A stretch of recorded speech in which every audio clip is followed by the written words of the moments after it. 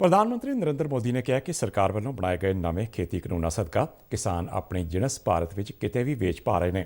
ਮਨ ਕੀ ਬਾਤ ਪ੍ਰੋਗਰਾਮ ਰਾਹੀਂ ਦੇਸ਼ ਵਾਸੀਆਂ ਨੂੰ ਸੰਬੋਧਨ ਕਰਦਿਆਂ ਉਨ੍ਹਾਂ ਕਿਹਾ ਕਿ ਇਹਨਾਂ ਨਵੇਂ ਖੇਤੀ ਕਾਨੂੰਨਾਂ ਨਾਲ ਜ਼ਮੀਨੀ ਪੱਧਰ ਤੇ ਕਿਸਾਨਾਂ ਦੇ ਹੱਕ ਵਿੱਚ ਤਬਦੀਲੀ ਆਉਣ ਦੀਆਂ ਸੰਭਾਵਨਾ ਵੱਧ ਗਈਆਂ ਨੇ। ਮਹਾਰਾਸ਼ਟਰ ਦੇ ਮੱਕੀ ਬੀਜਣ ਵਾਲੇ ਕਿਸਾਨਾਂ ਦਾ ਜ਼ਿਕਰ ਕਰਦਿਆਂ ਪ੍ਰਧਾਨ ਮੰਤਰੀ ਨੇ ਦੱਸਿਆ ਕਿ ਉਨ੍ਹਾਂ ਤੋਂ ਮੱਕੀ ਖਰੀਦਣ ਵਾਲੀ ਕੰਪਨੀ ਨੇ ਇਸ ਵਾਰ ਕੀਮਤ ਤੋਂ ਵਧੇਰੇ ਬੋਨਸ ਵੀ ਦਿੱਤਾ ਹੈ। ਉਨ੍ਹਾਂ ਕਿਹਾ ਕਿ ਭਾਵੇਂ ਇਹ ਬੋਨਸ ਦੀ ਰਕਮ ਥੋੜੀ ਹੈ ਪਰ ਇਸ ਨਾਲ ਹੋਈ शुरुआत ਵੱਡੀ है। पेमेंट और खरीदारी सिखा रही है। साथियों, इन दिनों महाराष्ट्र की एक घटना पर मेरा ध्यान गया। वहां एक फार्मर प्रोड्यूसर कंपनी ने मक्के की खेती करने वाले किसानों से मक्का खरीदा। कंपनी ने किसानों को इस बार मूल्य के अतिरिक्त बोनस भी दिया। किसानों को भी एक सुखद आश्चर्य हुआ। जब उस कंपनी से पूछा तो उन्होंने कहा कि भारत सरकार ने जो नए कृषि कानून बनाए हैं, अब उसके तहत किसान भारत में कहीं पर भी फसल बेच पा रहे हैं और उन्हें अच्छे दाम मिल रहे हैं। इसलिए उन्होंने सोचा कि इस एक्स्ट्रा प्रॉफिट को किसानों के साथ भी बांटना चाहिए।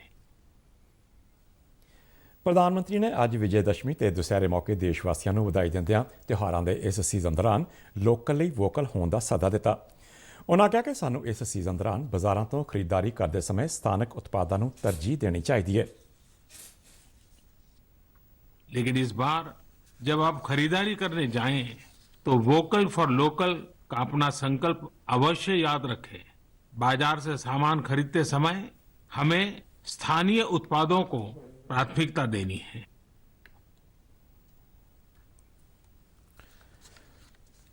ਪ੍ਰਧਾਨ ਮੰਤਰੀ ਨਰਿੰਦਰ ਮੋਦੀ ਨੇ ਕਿਹਾ ਕਿ ਤਿਉਹਾਰਾਂ ਦੇ ਇਸ ਸਮੇਂ ਸਰਹੱਦਾਂ ਤੇ ਡਟੇ ਜਵਾਨਾਂ ਨੂੰ ਯਾਦ ਰੱਖਣਾ ਚਾਹੀਦਾ ਹੈ ਜਿਹੜੇ ਨਿਰੰਤਰ ਭਾਰਤ ਮਾਂ ਦੀ ਸੇਵਾ ਤੇ ਰਾਖੀ ਵਿੱਚ ਲੱਗੇ ਹੋਏ ਨੇ। ਪ੍ਰਧਾਨ ਮੰਤਰੀ ਨੇ ਇਨ੍ਹਾਂ ਵੀਰ ਜਵਾਨਾਂ ਦੇ ਸਨਮਾਨ ਵਿੱਚ ਹਰੇਕ ਘਰ ਅੰਦਰ ਇੱਕ ਦੀਵਾ ਜਗਾਉਣ ਦੀ ਅਪੀਲ ਕੀਤੀ। ਉਨ੍ਹਾਂ ਕਿਹਾ ਕਿ ਪੂਰਾ ਦੇਸ਼ ਆਪਣੇ ਜਵਾਨਾਂ ਦੇ ਨਾਲ ਖੜਾ ਹੈ ਤੇ ਉਹ ਨਿੱਜੀ ਤੌਰ ਤੇ ਉਨ੍ਹਾਂ ਲਈ ਕਾਮਨਾ ਕਰਦੇ ਨੇ। हमें अपने उन जाबाज सैनिकों को भी याद रखना है जो इन त्योहारों में भी सीमाओं पर डटे हैं, भारत माता की सेवा और सुरक्षा कर रहे हैं। हमें उनको याद करके ही अपने त्योहार मनाने हैं। हमें घर में एक दिया भारत माता के इन वीर बेटे बेटियों के सम्मान में भी जलाना है। ਪ੍ਰਧਾਨ ਮੰਤਰੀ ਨੇ ਕਿਹਾ ਕਿ ਮੌਜੂਦਾ ਸਮੇਂ ਦੇਸ਼ ਤੇ ਦੁਨੀਆ 'ਚ ਖਾਦੀ ਜਿਹੇ ਸਥਾਨਕ ਉਤਪਾਦ ਮਸ਼ਹੂਰ ਹੋ ਰਹੇ ਨੇ।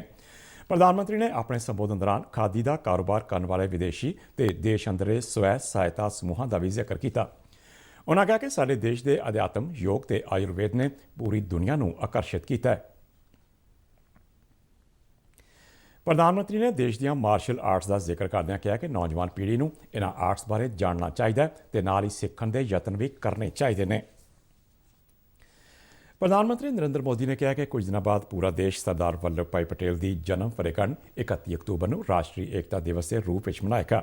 ਸਰਦਾਰ ਪਟੇਲ ਦੇ ਵਿਅਕਤੀਗਤ ਗੁਣਾਂ ਤੇ ਗੱਲ ਕਰਦਿਆਂ ਉਨ੍ਹਾਂ ਕਿਹਾ ਕਿ ਪਟੇਲ ਨੇ ਆਪਣਾ ਪੂਰਾ ਜੀਵਨ ਦੇਸ਼ ਦੀ ਇਕਜੁੱਟਤਾ ਲਈ ਸਮਰਪਿਤ ਕੀਤਾ। ਦੇਸ਼ ਦੀ ਏਕਤਾ ਤੇ ਜ਼ੋਰ ਦਿੰਦਿਆਂ ਪ੍ਰਧਾਨ ਮੰਤਰੀ ਨੇ ਕਿਹਾ ਕਿ ਅਸੀਂ ਇਸ ਨਾਲ ਨਵੀਆਂ ਬੁਲੰਦੀਆਂ ਹਾਸਲ ਕਰ ਸਕਦੇ ਹਾਂ।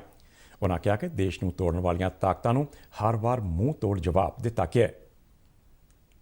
कुछ ही दिनों बाद सरदार वल्लभ भाई पटेल जी की जन्म जयंती। बहुत कम लोग मिलेंगे जिनके व्यक्तित्व में एक साथ कई सारे तत्व मौजूद हो। वैचारिक गहराई, नैतिक साहस, राजनीतिक विलक्षणता, कृषि क्षेत्र का गहरा ज्ञान और राष्ट्रीय एकता के प्रति समर्पण भाव।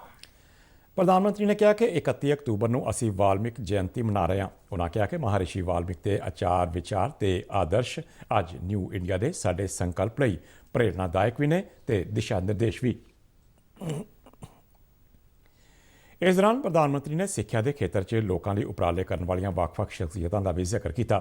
ਸੰਬੋਧਨ ਦੇ ਅੰਤ ਵਿੱਚ ਉਨ੍ਹਾਂ ਇੱਕ ਵਾਰ ਫਿਰ ਕੋਵਿਡ-19 ਦੇ ਮੱਦੇਨਜ਼ਰ ਲੋਕਾਂ ਨੂੰ 2 ਗਜ਼ ਦੀ ਦੂਰੀ ਬਣਾਈ ਰੱਖਣ, ਮਾਸਕ ਪਹਿਨਣ ਤੇ ਸਾਬਣ ਨਾਲ ਹੱਥ ਧੋਣ ਦੀ ਅਪੀਲ ਵੀ ਕੀਤੀ।